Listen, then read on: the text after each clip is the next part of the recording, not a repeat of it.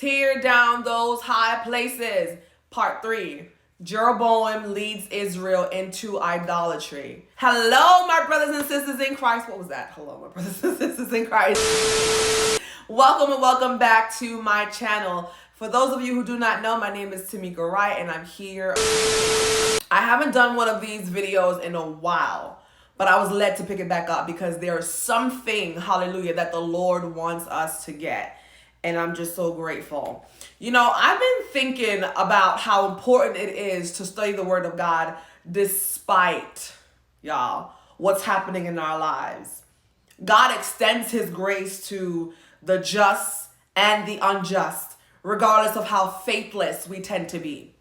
God delivered a people known as Israel, led them to the wilderness so that they would learn of Him, worship Him, have Him as their God. However, mankind desired something more. We might all agree by saying, well, what's more than God? But if we examine ourselves, we too will find idols that we ought to dismantle. Hallelujah. Some in the form of things and others in the form of people. Lately, my heart burns for much of the body that is being deceived by false teachers and leaders. Many are standing on the deep end, drinking from broken cisterns that can hold no water. I pray today in the name of Jesus that we will run back to our first love like never before. Hallelujah. So let's get into it. Jeroboam, the son of Nebat, was told that he would have 10 tribes known as the northern kingdom, and Rehoboam would have the southern kingdom. The first thing he does is build Shechem in Mount Ephraim and dwell there. He also builds Penuel. The Bible reads, and Jeroboam said in his heart, now shall the kingdom return to the house of David.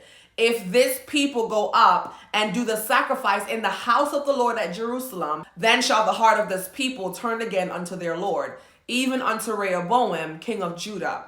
And they shall kill me and go again to Rehoboam, king of Judah. Let's talk about this for a second. So now Jeroboam realized that his army would not be a defense as long as Jerusalem remained the one sanctuary of the land. So verse 28 says, whereupon the king took counsel, FYI, I'm gonna let y'all know this, not from God, and made 2 calves of gold and said unto them, it is too much for you to go up to Jerusalem. Behold your gods, O Israel, which brought you up out of the land of Egypt. Verse 29 reads, and he sat the one in Bethel and the other he in Dan.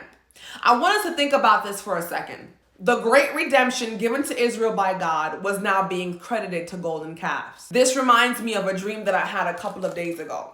I saw a pastor having a conversation with a member of his congregation.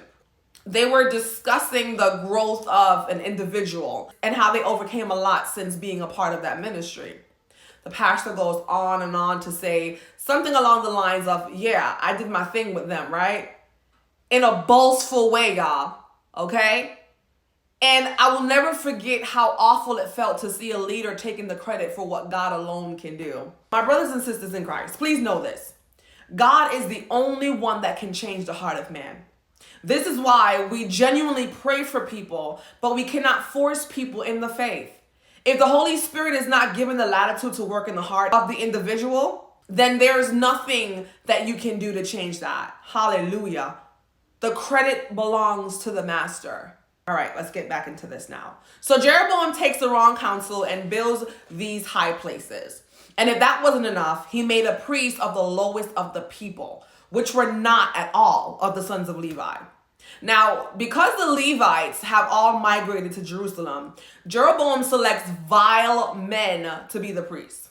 For those of you who don't know, the Levites were the priestly tribe that God handpicked to be the handlers of the affairs of the temple. It's important to know that all Levites weren't priests, but all priests were to be Levites. Hallelujah. Thank you, Jesus. And let's get to verse 30. Verse 30 says, this thing became a sin. As we continue reading, we find out that Jeroboam ordained a feast in the 8th month on the 15th day of the month, the same as the feast in Judah. He offered sacrifices in Bethel and placed his priests over the high places. This is a perfect example to show the modern church that we can carry on with our religious ceremonies, but the God is not in the midst. He encouraged his new priest to offer burnt incense on the altar, and it had nothing to do with God. According to our holy God, they were not authorized to do such. All that they offered stunk to high heaven. I'm going to say it again. All that they offered stunk to high heaven. So this is what happens when there is no reverence for the Almighty God. This leader, out of his pride and attempts to stay in position, introduced idols to this nation. Now, it wouldn't be the first time that golden calves were built in these high places, and fake priests to keep the sacrifices going was blatantly disrespectful. The Bible says, where no counsel is, the people fall.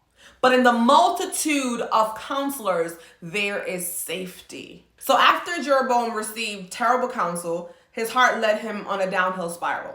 Ladies and gentlemen, sin is the culprit. Do you see how important it is for us to tear down these high places? The people and the things that we have in position that belongs to our Lord and Savior, Jesus Christ. They need to be torn down, okay? Only one can occupy that seat. Hallelujah. In case you don't, we're going to read the warning that Jeroboam receives from the man of God in the next video. This is so serious, y'all, okay? We need to understand the things of God so that we can walk, hallelujah, down the right path of righteousness for his name's sake. Thank y'all so much for joining me. This was a really quick teaching. May God bless you going out and you're coming in Jesus' mighty name. Oh, I want to shout out Godly Vibes by Isaiah Robin for this merch today. Well, I didn't get it. I had to pay for it. But this merch, you guys can check it out. It is John 3:16 necklace and the Yahweh t-shirt. I actually bought a sweatsuit. I have a sweat bottom and a sweatshirt that I'm eager to wear in upcoming videos and so forth. But this t-shirt fit comfortably. I'll leave the link down here for y'all to check out a Christian, website with wonderful material, and the packaging and everything was great. So I give this a 10 out of 10. Okay, so y'all check out this person's website. And I love y'all. Talk to y'all soon. God bless y'all. Shalom.